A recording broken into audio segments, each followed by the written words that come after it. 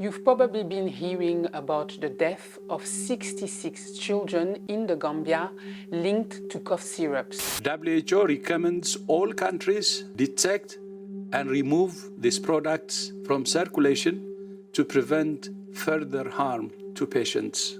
So what do we know so far? In July 2022, the Gambian authorities discovered an increase of cases in acute kidney injuries among children. But it's only after sending samples to labs in Senegal and in Ghana that they discovered the link with these 4 cough syrups. So what's in these cough syrups? According to the WHO, the contaminated syrups contain 2 toxic products, one usually used as a solvent and the other one as an antifreeze agent. The toxic products are colorless and almost odorless, which makes it difficult to detect. Only an investigation will determine how these toxic products ended up in the cough syrups. Speaking of which, the cough syrup were made in India, where the health authorities have announced the launch of an investigation.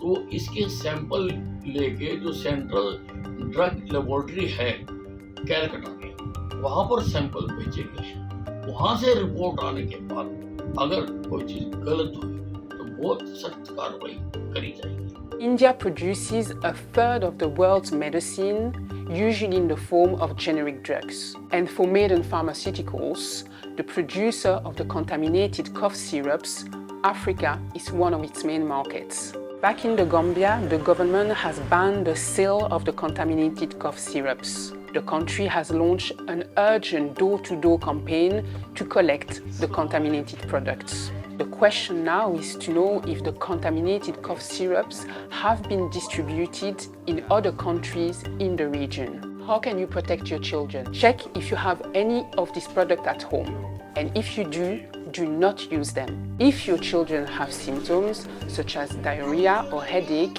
seek the advice of a healthcare professional.